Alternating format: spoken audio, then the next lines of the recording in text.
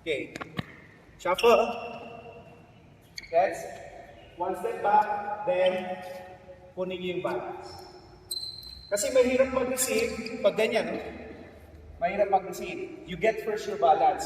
How do you get your balance? Feet together or feet apart. Atras and feet apart.